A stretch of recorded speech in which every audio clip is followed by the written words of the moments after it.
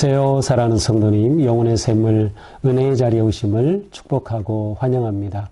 사랑의 주님이 우리와 함께 하십니다. 우리와 함께 하시는 주님을 찬양합니다. 기도합시다. 주님, 감사합니다.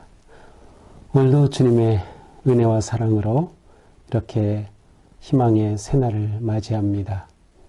비록 우리의 삶의 위기와 아픔과 또 여러 가지 예기치 않은 어려움을 만나 또 고통과 아픔 속에 있지만 그러나 하루하루 주님을 의지하며 또 주님의 선하신 인도하심과 만지심과 치유하심과 역사하심을 의지하며 말씀으로 세워지게 하여 주시니 감사합니다.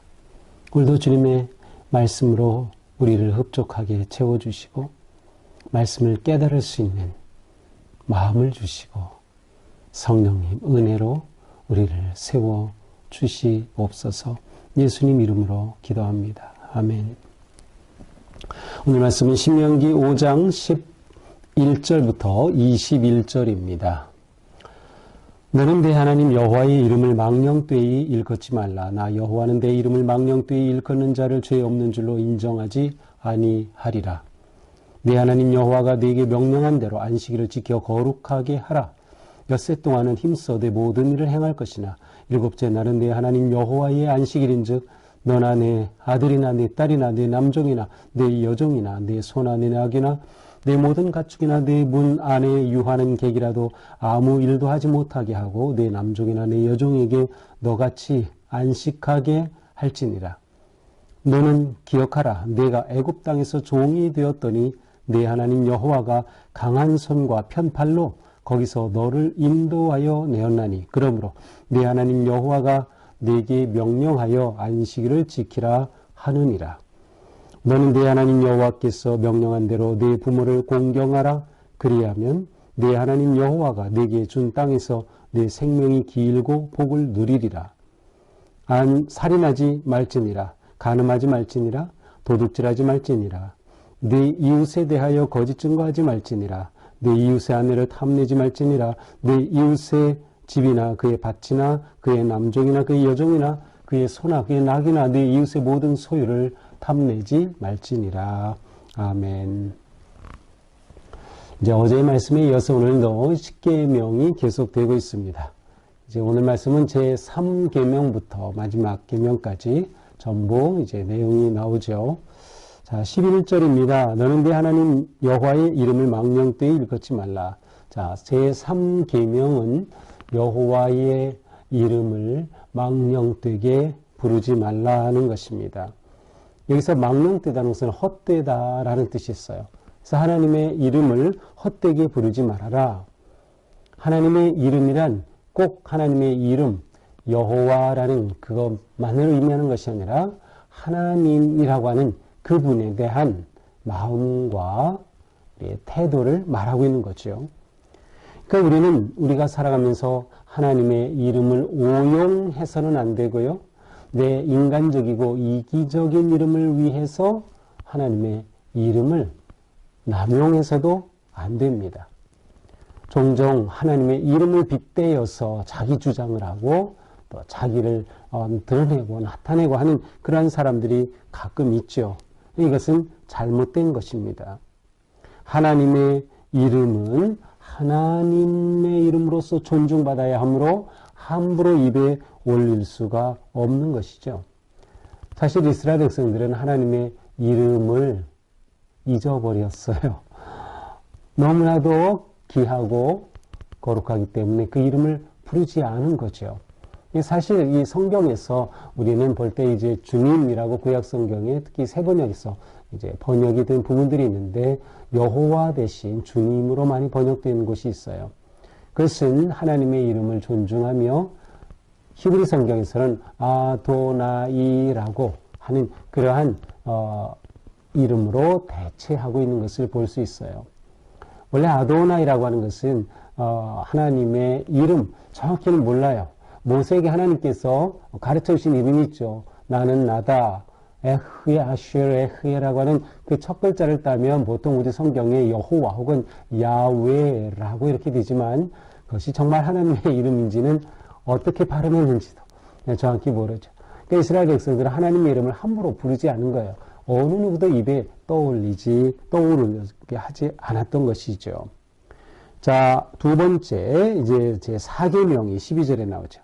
내 하나님 여호와가 네게 명령한 대로 안식일을 지켜 거룩하게 하라. 자, 안식일 준수가 제 4계명으로 나옵니다.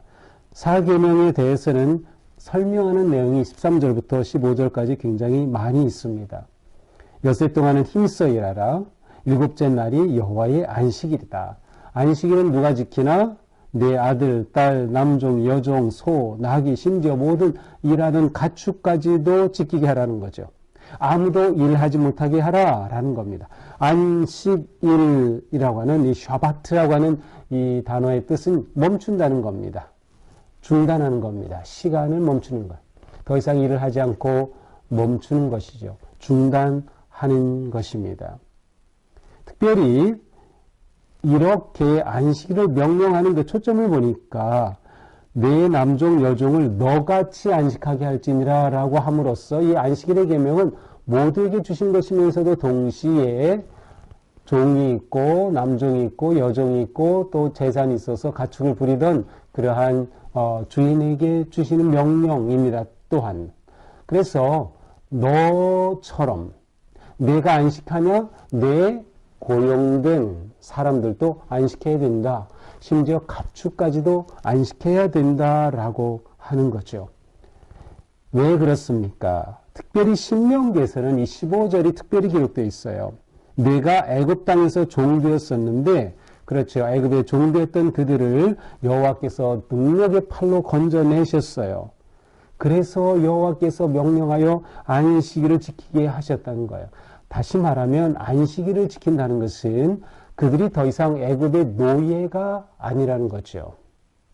노예에게 안식은 없어요. 노예는 쉬지 않아요. 노예에게 안식이 없어요. 그러나 너희가 쉼으로 너희는 더 이상 애굽의 노예가 아니다라고 하는 거죠. 주인이 지금 바뀐 겁니다. 하나님이 주인이 되셨어요. 그런데 하나님은 좋은 주인이셔서 안식을 명령하시는 겁니다. 쉼을 명령하시면서 모든 일로부터 멈출 것을 말씀하고 계시죠. 또한 이것은 모든 사람이 거꾸로 말하면 모든 사람이 또한 열심히 일해야 한다고 하는 것도 의미합니다. 왜냐하면 안식일은 일하는 사람에게 주시는 명령인데 아무리 부자라고 해도 아무리 돈이 많다고 해도 너도 일해라 라고 하는 거죠. 너도 일해라. 그리고 안식일을 온전히 지켜라.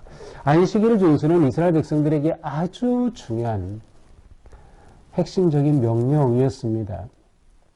지금도 이스라엘은 안식일을 목숨 걸고 지키고 있습니다.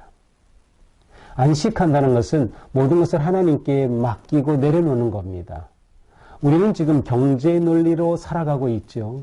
자본주의의 극대화된 사회 속에 살고 있기 때문에 모든 것을 다 경제적으로 계산합니다. 안식일은 그렇게 봐서는 아무런 답이 나오질 않아요. 그러나 놀랍게 하나님의 명령을 따르면 실제로 많은 회사들에서 생산성이 높아지는 것도 확인할 수 있어요. 하나님의 놀라운 사랑의 원리라고 할 수 있습니다. 그러므로 안식일을 지킨다는 것은 단지 멈춤으로 끝나는 것이 아니라 멈출 때 하나님을 바라보게 되고 멈출 때 나를 돌아보게 되고 멈출 때 이웃을 돌아보게 되는 것이에요. 멈춤으로 인해 하나님이 세우신 우주 만물의 질서가 제대로 잡히게 되는 거죠. 너무도 중요한 계명입니다. 제5계명은 16절이죠. 부모를 공경하라. 그래서 공경하라라고 하는 단어의 의미는 도움을 주라라는 뜻이에요. 지원해줘라. 돕고 지원해줘라. 그러니까 부모를 공경한다는 것은 우리가 생각할 때 어떤 피상적인, 추상적인 개념으로 부모를 마음으로 이렇게 높이고 존경하고 사랑하고 하는 그것 넘어서서 구체적인 행동을 포함하는 겁니다. 그래서 부모를 잘 도움을 주라는 거예요. 부모에게 필요한 것을 공급해야 하고 부모를 잘 돌봐드리라고 하는 것이 여기에 포함이 되어 있습니다. 6계명 살인하지 말지니라. 하나님은 생명을 너무나도 귀하게 여기셔요. 하나님은 생명의 주인이시기 때문에 그래서 생명을 존중하라는 거예요. 하나님의 창조의 그 사랑을 존중하는 것이죠. 간음하지 말라. 가정을 지키고 가정을 존중하라. 도둑질하지 말라. 타인의 소유권을 인정하고 불로소득하면 안 되는 겁니다. 내가 정당하게 일해서 벌어야지 남의 것을 빼앗아서 도둑질해서 살 수는 없는 거예요. 그렇게 살지 말라는 거죠. 이 계명은 사실 마지막 계명과도 연결이 됩니다. 그 중간에 9계명이 있죠. 거짓 증거하지 말라. 여기 증거라고 하는 것은 법정 증언을 의미합니다. 특별히 여기서는 무죄한 자를 몰아가서 법정에서 무고한 사람에게 어떤 법적인 그런 유죄로 인정하게 하고 어떤 벌을 받게 하는 것을 금하는 것이에요. 그래서 증인은 한 명 가지고는 안 돼요. 두세 증인이 같이 말할 때 인정이 될 수 있었던 것이죠. 그러니까 이 속에도 가난한 자, 억눌린 자, 힘없는 자들에 대한 하나님의 배려가 담겨 있는 거죠. 안식일과 함께. 자, 마지막 탐내지 말라는 거예요. 이웃의 아내, 이웃 집, 밭, 남종, 여종 어느 것도 탐내지 말라. 소유를 탐내지 말라. 자, 도둑질과 탐내지 말라는 것은 같이 연결되어 있죠. 탐심이 도둑질을 하게 하는 것이죠. 특별히 여기 탐심에서는 꼭 물건만이 아니라 사람에 대해서도 포함이 되어 있어요. 물론 이 당시에 가지고 있었던 어떤 지금으로서는 맞지 않은 그러한 개념, 인간에 대한 개념이 있긴 했지만 중요한 것은 우리의 탐심이 그 어떠한 삶의 영역에서도 나를 끌어가게 해서는 안 된다. 탐심은 우리로 하여금 하나님을 멀어지게 하는 그러한 아주 중요한 유혹이 되기 때문이죠. 이렇게 해서 모세는 이스라엘 백성들에게 10계명을 모두 전해줍니다. 자, 오늘 말씀을 보면서 10계명의 가장 중요한 핵심이 뭔가를 볼 수 있습니다. 10계명의 핵심은 사랑입니다. 1계명부터 4계명까지 하나님에 대한 사랑, 5계명에서 마지막 10계명까지 사람에 대한 사랑입니다. 자, 생각해 보세요. 사랑이 핵심이에요. 그러므로 사랑한다면 나머지 모든 10가지 계명은 비로소 가능합니다. 하나님을 사랑한다면 당연히 오직 여호와 하나님만을 섬기겠죠. 우상을 만들지 않을 겁니다. 하나님을 사랑한다면 하나님의 이름을 함부로 부르지 않겠죠. 하나님을 사랑한다면 안식일을 지키겠죠. 하나님만 의지하는 것이죠. 하나님만 바라보는 것이죠. 사람을 사랑하면 가장 인륜지의 가장 핵심인 사람, 부모를 사랑하는 것. 사랑하면 당연히 부모 공경하게 되겠죠. 사람을 사랑하면 살인할 수가 있나요? 간음이 가능한가요? 도둑질, 거짓 증거, 탐심, 결국 사랑이 핵심이다. 그래서 예수님은 모든 율법을 하나님 사랑과 이웃 사랑으로 분명하게 요약해 주셨던 것이죠. 또한 우리는 이러한 10계명이 옛날 너무도 오래된 그러한 지금으로부터 약 4,000년 전에 주어졌던 이 계명, 그건 옛날 거가 아니고 지금도 이 계명은 우리에게 유효하다. 그리고 우리는 이 계명을 통해 우리의 유익한 인생을 살아갈 수 있다라고 하는 것이죠. 쉽게 풀어본다면 10계명은 결국 할 것은 하고 하지 말아야 될 것은 하지 말라라는 두 가지입니다. 할 것은 두 가지로 나옵니다. 안식일을 기억하여 거룩히 지켜라, 해라. 부모를 공경하여라. 이 두 가지는 할 것. 하지 말 것 나머지 8가지입니다. 우상을 만들면 안 되죠. 여호와 앞에 다른 신을 두면 안 되죠. 살인하면 안 되죠. 간음하면 안 되죠. 도둑질 안 되죠. 그렇습니다. 할 거 하고 하지 말아야 할 거 하지 않는 거, 이것이 십계명의 원리입니다. 간단합니다. 사실은 십계명이 아니라 모든 우리 삶의 법이 그렇죠. 마땅히 해야 될 것, 하지 말아야 될 것 마땅히 하지 않은 것. 십계명은 우리가 생명의 삶을 살아가는, 하나님의 은혜 안에 살아가는 가장 기초가 되는 그러한 주님의 계명입니다. 우리는 예수님은 이 계명을 좀 더 깊이 확장하신 것을 볼 수 있어요. 마음의 의욕을 품는 자마다 이미 가늠하였다. 단지 행동으로 나타나지 않고 마음에만 있어도 그것을 죄로 주님께서는 말씀하신 거예요. 그만큼 하나님의 계명을 지키는 것은 마음을 다해서 마음으로부터 지켜야 할 것임을, 이렇게 되지 않으면 그저 율법화되고 마는 것이에요. 신앙의 삶은 율법의 삶이 아니고 사랑을 실천하는 사랑의 삶이죠. 오늘 하루 우리가 사는 동안에도 우리는 이 십계명과 연결되는 많은 일들을 경험할 것입니다.